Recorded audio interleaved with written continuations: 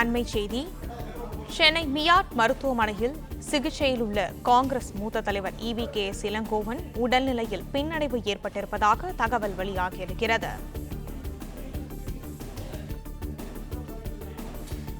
சென்னை மியாட் மருத்துவமனையில் சிகிச்சையில் உள்ள காங்கிரஸ் மூத்த தலைவர் EVKS இளங்கோவன் உடல்நிலையில் பின்னடைவு ஏற்பட்டிருப்பதாக தகவல் வெளியாகியுள்ளது. இதை பற்றின மேலும் விவரங்களை எமது செய்தியாளர் ராஜகுமரன் வழங்க கேட்கலாம். ராஜகுமரன், வணக்கம். விவரங்கள் என்ன பகிரலாம்?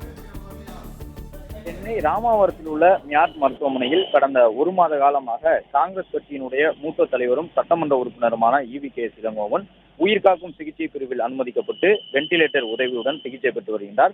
76 வயதான EVKS இளங்கோவனுக்கு கடந்த மாதத்தில் ஏற்பட்ட உடல்நலக்குறைவு காரணமாக இந்த மியாட் மருத்துவமனையில் அனுமதிக்கப்பட்டிருந்தார்.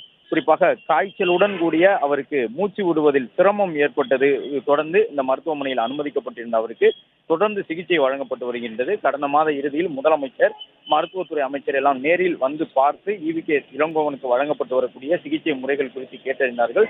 தொடர்ந்து ஒரு மாத காலமாகவே அவருடைய உடல்நிலை சற்று கவலைக்கிடமான நிலையிலேயே இருந்தாலும் அவருக்கு சிகிச்சை வழங்கப்பட்டு மருத்துவர்கள் மூலமாக அவரை இயல்பு நிலை கொண்டு வருவதற்கான முயற்சிகள் மேற்கொள்ளப்பட்டு வருவதையும் காங்கிரஸ் கட்சியினுடைய மாநில தலைவர் செல்வ பெருந்தகை உள்ளிட்டவர்கள் அவ்வப்பொழுது தெரிவித்து வந்தார்கள். இந்த நிலையில்தான் இன்று காலை முதல் மீண்டும் அவருடைய உடல்நிலையில் ஒரு மிகப்பெரிய பின்னடைவு ஏற்பட்டிருப்பதாக தற்பொழுது காங்கிரஸ் கட்சியினுடைய மாநில தலைவர் செல்வ பெருந்தகை தெரிவித்திருக்கின்றார்.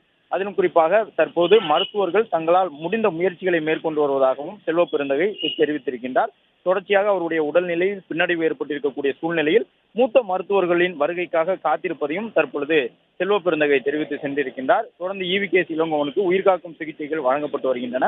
அதே நேரம் மருத்துவமனை தரப்பிலிருந்து அதிகாரப்பூர்வமாக இதுவரை அவருக்கு வழங்கப்பட்டு வரக்கூடிய சிகிச்சை முறைகள் குறித்த தகவல் வெளியிடப்படவில்லை என்றாலும் EVKS இளங்கோவனுடைய ஆதரவாளர்கள் அடுத்தடுத்து மருத்துவமனை வளாகத்திற்கு தற்போது வருகை தர தொடங்கி இருக்கின்றார்கள்.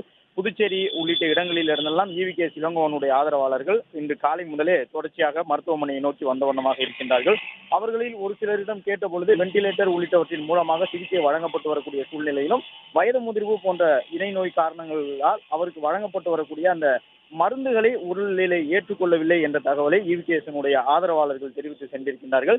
என்றாலும் செல்வ பெருந்தகை தற்பொழுது பின்னடைவு ஏற்பட்டிருக்கக்கூடிய சூழலிலும் சில மூத்த மருத்துவர்களை வரவழைப்பதற்கான முயற்சிகள் மேற்கொள்ளப்பட்டிருப்பதாக கூறியிருக்கின்றார். அது மட்டுமல்லாமல் மருத்துவர்கள் தொடர்ந்து முயற்சித்து வருவதாகவும் கூறியிருக்கின்றார்.